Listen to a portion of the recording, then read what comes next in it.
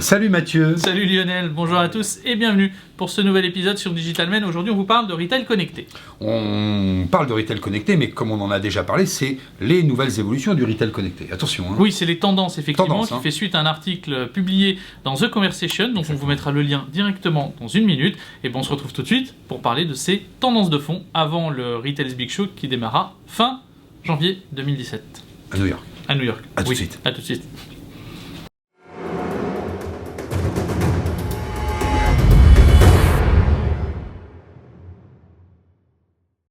Bonjour à tous et bienvenue pour ce nouvel épisode sur Digital Man. Et nous revenons pour vous parler de retail connecté. Donc le programme du jour, c'est de vous parler de ces nouvelles tendances. Nouvelle tendance du retail, nouvelle tendance de la façon de consommer et nouvelle tendance de la façon de proposer une marque au consommateur. C'est ça. C'est-à-dire, c'est comment je me comporte, moi en tant que consommateur, et comment la marque a trouvé des solutions pour me séduire. Pas facile, parce que les tendances du retail connecté, alors ça fait suite à un article que j'ai écrit dans The Conversation, donc on vous mettra le lien directement, qui est un site qui référence pas mal d'articles de personnes qui travaillent dans des universités ou dans des écoles, et donc l'idée c'était de faire un point après ce Paris Retail Week, qui était ce salon à Paris à la rentrée, et octobre c'est le contexte qui était à Lille, c'était le contexte. Effectivement, qui était, Connex, qui était super intéressant, plein de choses aussi, et puis qui font un peu finalement le lien juste avant le Retail's Big Show de New York qui a lieu en janvier après le CES, c'est-à-dire qu'en fait il n'y a personne en janvier dans le digital, ils sont tous partis aux États-Unis et donc on se prend 3 semaines. Enfin bon, nous ne ferons pas cette année le Retail's Big Show, mais en tout cas on sera au CES, on vous en reparlera. Donc l'idée en fait de cet épisode, c'est de parler justement de ces tendances, un peu de fond pour certaines qui sont un peu plus émergentes du retail connecté, et en quoi le retail connecté est devenu un prérequis. Ah oui. Un prérequis à quoi? Un prérequis pour survivre. Un prérequis pour survivre aujourd'hui, puisque finalement on ne peut plus se passer de ces tendances ou du fait d'être connecté. Le fait d'être connecté, quand on parle de retail connecté, de boutique connectée, de commerce connecté, c'est véritablement de parler non pas de tablettes qu'on ajoute et puis basta, voilà, on a des tablettes et puis on est fun et on est connecté, mais c'est vraiment repenser totalement l'expérience d'achat, l'expérience du shopper, et l'accompagner en fait avec les éléments numériques, du digital, et puis les éléments physiques. L'idée, c'est vraiment de compiler à la fois ce qui va être online et de ce qui va être offline, parce que cette superposition des parcours d'achat à laquelle nous assistons de plus en plus, les marques ont en réalité du mal à saisir finalement ce shopper directement, et donc à lui proposer une expérience qui soit totalement cohérente. Oui, donc en fait c'est une réponse des marques à la complexification du parcours d'achat. Totalement, on est vraiment dans cette tendance qu'effectivement le parcours d'achat plus complexe, moins palpable, moins monolithique, et ce qui nous a donné, d'ailleurs on vous mettra aussi le lien de cette vidéo que nous avons tournée sur le parcours d'achat et de l'aliénation ou pas du shopper, parce que c'est véritablement ça. Et le connecté vient tout simplement apporter de la cohérence, il doit apporter de la simplification, il doit apporter en fait ce connecté, ce digital dans le parcours d'achat, finalement une levée de l'ensemble des freins au parcours d'achat, parce que finalement la caisse, le fait d'attendre que le vendeur soit moins expert que moi en tant qu'acheteur, le rendre plus fluide. Le rendre beaucoup plus fluide. Effectivement, c'est une fluidification totalement du parcours d'achat grâce au numérique. Oui, mais alors grâce au numérique, on va aussi réussir à s'adapter au shopper parce que l'on va posséder des informations sur lui. C'est-à-dire, c'est l'arrivée de la data dans le parcours d'achat et de l'omniprésence de cette data. Exactement, c'est-à-dire qu'en fait, la donnée qu'aujourd'hui nous pouvons très bien compiler, il n'y a aucun frein aujourd'hui à la collecte d'informations. Donc on sait aujourd'hui 2 éléments phares. Premièrement, il n'y a aucun frein à la collecte d'informations sur le comportement du shopper. Donc ça, on collecte toutes les informations que l'on veut, quasiment, dans le respect des lois, bien entendu, de chaque pays. Et ensuite, bien entendu, cette exploitation des données doit se faire dans une vision d'amélioration de la personnalisation des messages, de la personnalisation des offres. Et donc, c'est vraiment aujourd'hui une donnée qui vient apporter de la cohérence, de la personnalisation de messages et d'offres, et qui font qu'aujourd'hui, sur chacune des campagnes que l'on peut mener, on a une vision clairement héroïste. En fait, on peut vraiment savoir exactement ce qui se passe. Le point faible aujourd'hui qu'on a sur la donnée dans le retail connecté, même si la data est une tendance de fond et qui est en train aujourd'hui de prendre le lead clairement sur l'expérience shopper, c'est la compilation finalement du online et du offline. C'est être en mesure d'apporter quelque chose qui soit totalement cohérent. Voilà. Mais alors il y a des solutions qui se présentent. Là. Tu avais noté dans ton article une solution proposée par IVS qui permettait un profilage client en temps réel via la vidéo. C'est ça, c'est-à-dire qu'en fait, IVS a développé une techno, on vous met d'ailleurs le print écran de leur site, qui permet de faire de la reconnaissance de forme, de la reconnaissance de matière, de la reconnaissance de mouvement, et ça, appliqué directement in-store, ça permet peut-être même d'adapter le merchandising en permanence, d'adapter l'offre en permanence, de pouvoir tracer ce qui se passe à l'extérieur de la boutique, et ensuite in-store, directement de voir le mouvement qu'il y a pu avoir, les mouvements de foule et compagnie. Alors, des analyses qui sont clairement aujourd'hui régulières dans certaines boutiques. Je crois que Decathlon avait d'ailleurs fait un bon exemple à ce sujet, mais là ça va au-delà, c'est-à-dire que c'est de l'analyse temps réel, donc IVS est assez intéressant pour ça. Il y a un autre exemple que j'avais précisé dans l'article qui était une société, enfin un service de Neotrope, et qui a développé le concept AfterTag, et donc en fait, AffectTag, c'est-à-dire l'idée c'était de se dire analysons en temps réel les émotions que génère un produit. Alors ça peut être un film, ça peut être un jeu vidéo, ça peut être un parcours d'achat, ça peut être une expérience logicielle. Oui, parce qu'on sait que de toute façon, dans l'acte d'achat, la partie, c'est-à-dire le pourcentage émotionnel est très important. Au moment de l'acte d'achat, on a tout un parcours qui est raisonné, mais le moment de l'acte d'achat a une forte importance, enfin l'émotionnel a une forte importance. Bien sûr, d'ailleurs c'est ce dont on a parlé dans une des vidéos, c'était de se dire il y a à un moment ou à un autre aussi un marketing de l'émotion. Ouais. Parce qu'on peut aujourd'hui avoir des indicateurs de performance sur les émotions que génère un produit. Donc l'idée c'est qu'on plug un bracelet et que quand on va faire ces bêta-tests, quand on va faire des tests produits, et ben on va tout simplement pouvoir recueillir tout un tas d'informations liées à l'émotion que procure le service ou l'élément qui est en train de regarder le shopper ou le client.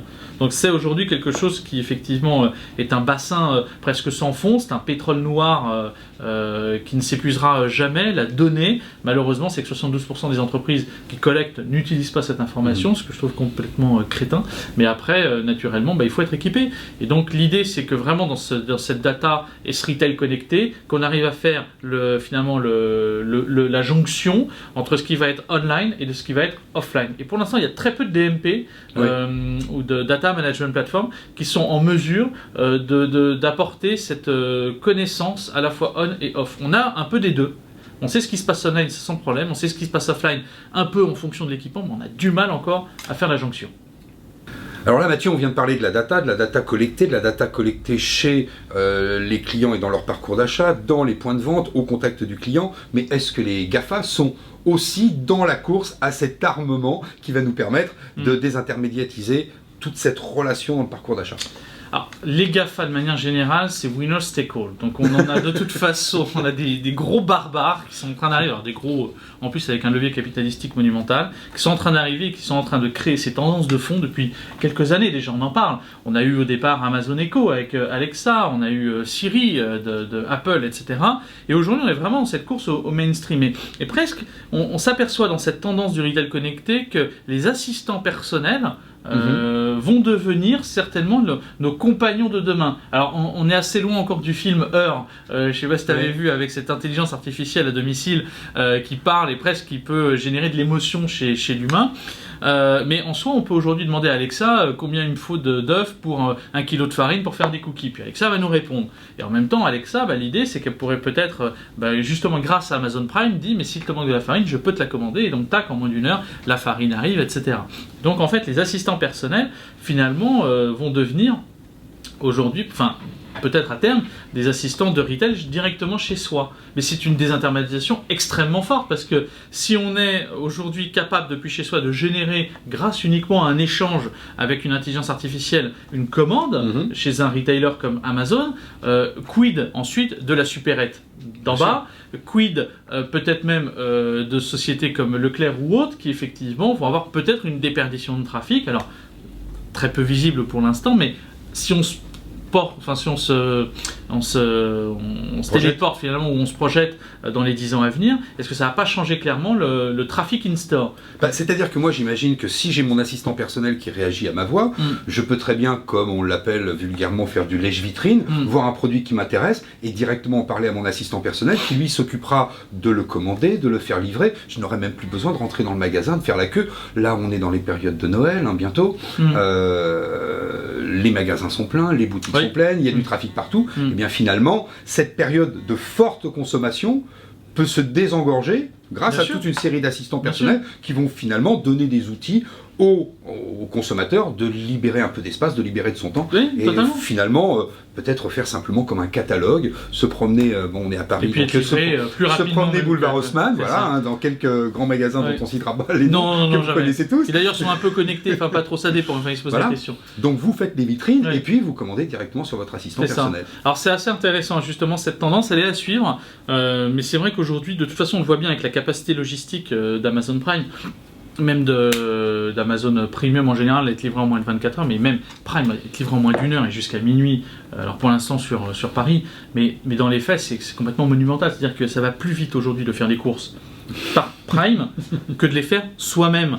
Donc il faut vraiment se poser cette question de l'avenir du drive là-dedans, justement, même si c'est pas l'objet forcément de cette vidéo, et puis quid effectivement de cette désintermédiation qui arrive et qui va être peut-être massive quand le shopper se sera approprié toute cette technologie. Oui, alors voilà, c'est ça. Il y a beaucoup de technologies à s'approprier. Mais en tout cas, c'est dans la tendance, on le voit dans d'autres secteurs d'activité, où les plateformes qui mettent en relation et qui ont la capacité de répondre à nos attentes le plus rapidement possible avec le meilleur service client, finalement prennent le pas sur les fabricants. Alors fabricants de contenu, fabricants de produits, fabricants de services. Et ce qui est intéressant, c'est de voir justement les partnerships qu'a fait Amazon Prime sur Fauchon, sur Lavinia. Ne serait-ce qu'en France, deux gros acteurs, le bio c'est bon, etc. Enfin, il y a 2 ou 3 acteurs qui se sont positionnés. Alors, par contre, il faut avoir une capacité produit monumentale en termes de stock, mais il y a des acteurs clairement intéressants sur la place parisienne qui se positionnent sur Prime et qui font qu'aujourd'hui, naturellement, même ça va peut-être même les disrupter eux-mêmes, mais avec une capacité de vente et d'être directement chez le client en moins d'une heure qui n'existait pas au préalable. Donc, à suivre, voilà, suivre cette course au mainstream, parce que c'est qui implantera sa technologie massivement et qui sera à terme leader. Oui, et ça fait longtemps qu'on dit que, pour l'instant, on a l'impression que l'avenir appartient aux logisticiens. Oui, bien sûr, parce que naturellement, c'est eux qui vont faire le sale boulot. Et que nous, aujourd'hui, nous n'ayons que 24 heures. Et alors, nous le regrettons, mais bon, ça, c'est comme ça. Alors, on a des nouvelles technologies. Oui, on a des nouvelles technologies qui pénètrent le marché du retail. C'est-à-dire de nouvelles façons de présenter, les produits. C'est-à-dire la réalité augmentée, la réalité virtuelle, la 3D. Qu'est-ce que ces nouvelles technologies ? Est-ce que finalement ce ne sont pas, on a dit voilà, des ersatz qui remplacent quelque chose vous mettra la définition, n'est pas un artefact d'Harry Potter, qui était fondamental avant et qui aujourd'hui va être remplacé par cette façon d'appréhender un produit, voire même ce que l'on pouvait lire. C'est des chercheurs français qui travaillent là-dessus, mais Microsoft aussi travaille là-dessus, sur les écrans tactiles qui vont pouvoir nous donner la sensation du produit. Alors ça, dans le vêtement, par exemple, ça pourrait être... Oui, parce que tu voulais faire une vidéo là-dessus d'ailleurs, et je pense que ce sera super. Il y a plein de super trucs là-dessus. Là, pour le coup, toucher le tissu quand vous souhaitez acheter un manteau, une chemise, un pull ou n'importe quoi, c'est très important. Et si demain, votre écran tactile vous permet d'avoir cette sensation, que deviendra l'expérience client en magasin qui finalement... est-elle l'ultime expérience de l'essayage, du toucher. Donc là, on a toute une palette en fait. C'est monumental encore le champ, parce que là, c'est le VR, c'est la 3D, etc. C'est un champ des possibles qui est absolument hallucinant. On le voit bien, avec le HoloLens de Microsoft, ou l'Oculus même, qui sont des objets alors un peu contraignants. On en parlait en préparant l'épisode. C'est pas friendly, parce que naturellement on va se poser un gros truc sur la tête, et puis c'est assez lourd. Par contre, ça peut être intéressant quand on va prendre ce moment avec des humains, c'est-à-dire un expert peut-être en design, en architecture d'intérieur, peut-être quand on achète sa voiture, peut-être encore une. Donc c'est pas forcément chez soi, c'est quand on est peut-être dans un parcours d'achat en train de rencontrer quelqu'un sur peut-être l'aménagement de sa cuisine. D'ailleurs, ce qui qui se passe aujourd'hui, c'est une tendance qui émerge beaucoup chez les cuisinistes, et ben c'est de se dire on va se mettre le casque et puis je vais vous projeter votre cuisine comme si vous y étiez. Donc là oui, parce que la réalité virtuelle permet de rendre palpable ce qui pour l'instant n'existe pas. Et donc là dans le parcours d'achat c'est intéressant. Alors après il y a d'autres manières, il y a aussi un peu la réalité virtuelle d'une certaine manière, avec notamment ces douchettes, donc la Pixit qu'on a chez Carrefour, Amazon Dash. Qu'est-ce qu'elle fait cette petite douchette? Alors, les Pixit ou Amazon Dash, la Pixit ou Amazon Dash, bon, on prend chez soi un article qu'on a pu ou qu'on va acheter à la poubelle, on sort sa douchette et puis on scanne le code barre et puis ça l'ajoute à notre panier du Drive ou à notre panier notamment Amazon. Alors il y a après le bouton directement qui est sorti récemment d'Amazon qui est assez intéressant. Alors on pourrait dire bah oui mais un téléphone ça fait exactement la même chose. Je dirais oui, sauf que le téléphone il faut le déverrouiller, il faut taper son code, c'est moins friendly que d'avoir directement la douchette et de scanner. Voilà, donc c'est plein de petits détails qui en termes d'UX sont assez intéressants à analyser, mais la réalité virtuelle de manière générale, il y a plein, c'est un champ des possibles absolument monumental, même pour le jeu vidéo ou autre. Voilà, donc tendance qui deviendra peut-être monnaie courante, mais qui pour l'instant est une tendance de signaux faibles qu'on voit chez certains acteurs du marché qui ont besoin d'avoir de l'expérience avec de l'humain en plus. Voilà, ça vient apporter du... Et puis, il faut que les consommateurs s'approprient cette technologie. Totalement. Qu'ils la trouvent enfin friendly. Et ce qui pour l'instant n'est pas du tout le cas. Pas encore. Voilà, parce que ça nous pose problème. Voilà. Et puis les produits sont plutôt chers, plutôt encombrants. Oui, c'est-à-dire c'est un problème d'encombrement, c'est pas friendly du tout. Quoi. On a beaucoup rêvé, il y a 2 ans, il y a 3 ans, quand Google avait annoncé ses Google Glass, on s'est dit c'est fantastique. En fait, c'est un échec commercial retentissant. Non, mais parce que c'était pas beau, c'était gros, c'était probablement pas assez friendly dans l'usage. Et encore une fois, le prix, il y a toute une corrélation qui se fait entre le prix, la forme, le design, la valeur perçue, la valeur d'usage, et en fait, les consommateurs ne tombent pas dedans. Mais c'est normal.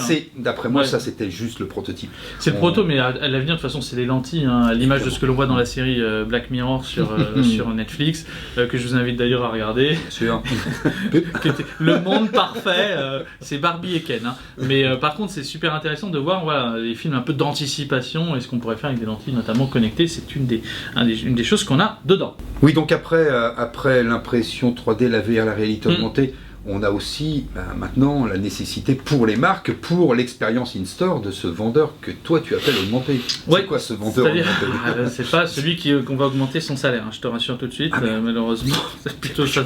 Alors, ce qui est intéressant, c'est qu'on voit bien aujourd'hui que la réalité virtuelle, comme on en a parlé, l'impression 3D, tout ça arrive massivement dans le parcours d'achat, mais ça reste des signaux faibles. Par contre, l'humain reste au cœur de toutes les stratégies.